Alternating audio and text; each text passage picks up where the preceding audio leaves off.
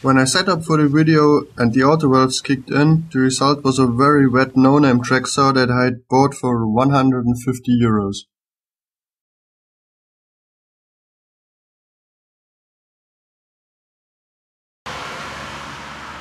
Right out of the box, the actual quality of the parts seems surprisingly good. But when plunging the saw the first time, you realize that this is more a tool for working out than a tool for cutting wood. But we will address that problem later. What I thought would be the worst thing about the saw is the thumb safety, but it turned out it is not bad at all.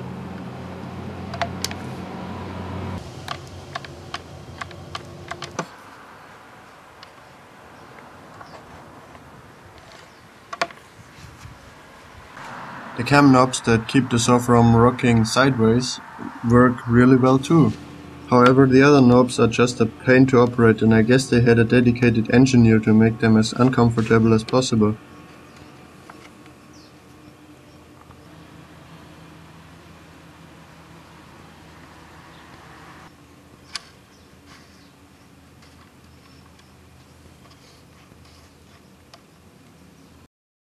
The saw has a positive stop right there.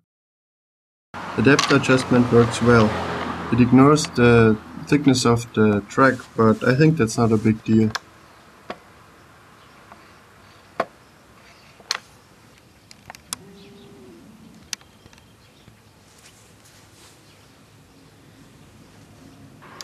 When the saw is plunged down, the blade and the spring-loaded riving knife are exposed. The riving knife is a nice little feature, especially if you use the saw on projects that you're going to publish on YouTube.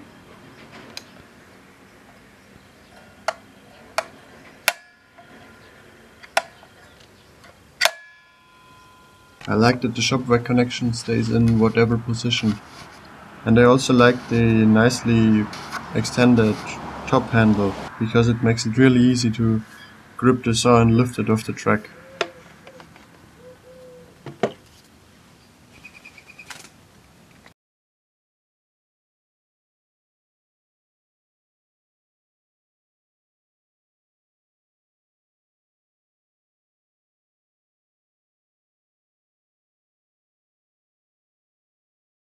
The grip is rubberized, which is nice.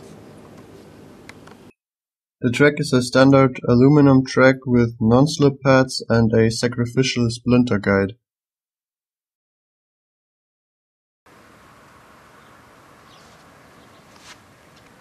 It offers 2 T-slots to attach stuff to it. When placing the saw on the track, it slides nicely, but you will soon notice a serious stabilization problem. This is caused by the 2 yellow slip strips being that close together. If you look at the Festool track, these strips are much further apart, which makes the saw much more stable. But this here is like only having a 5 cm wide track.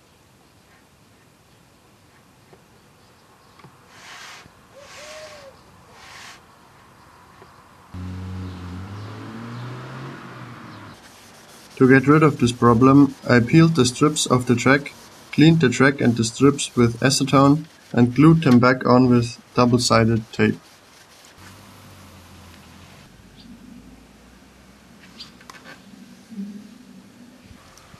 This time as far apart as possible.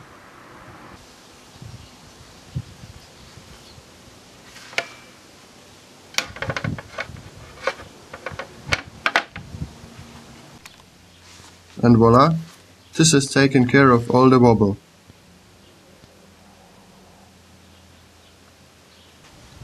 Now let's get rid of the nasty spring. You have to tilt the saw and rotate the spring guide for around 90 degrees to get the spring out of there.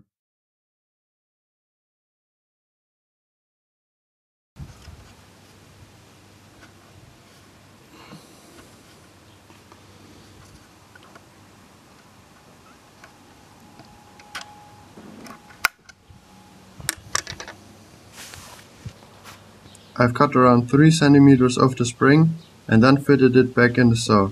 It works a lot smoother now.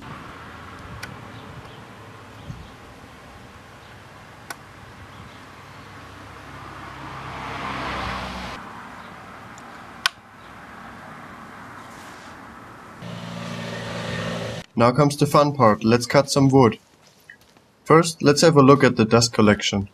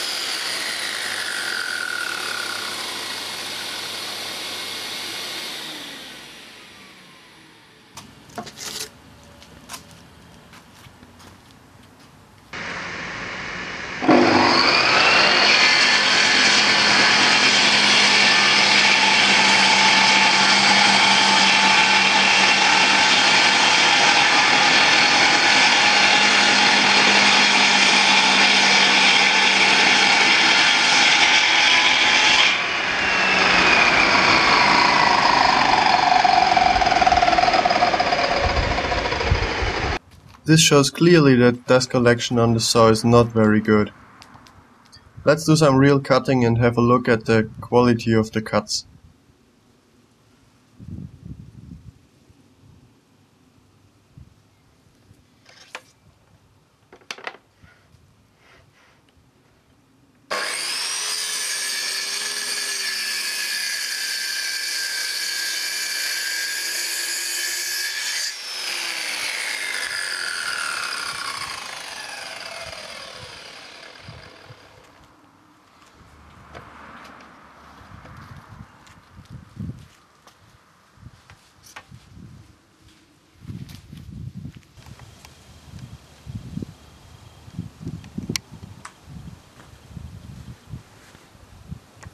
With the original saw blade, the quality of cut is already pretty good, probably good enough, but I wanted to keep things fair and therefore I bought a better saw blade.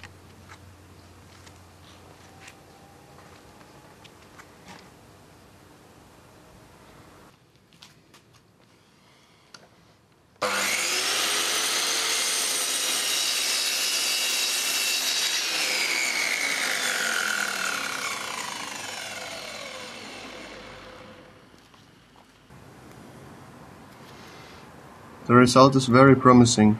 There definitely is some tear out on the offcut piece, but on the keeper piece I can only detect tear out if I really want to and if I use a magnifying lens.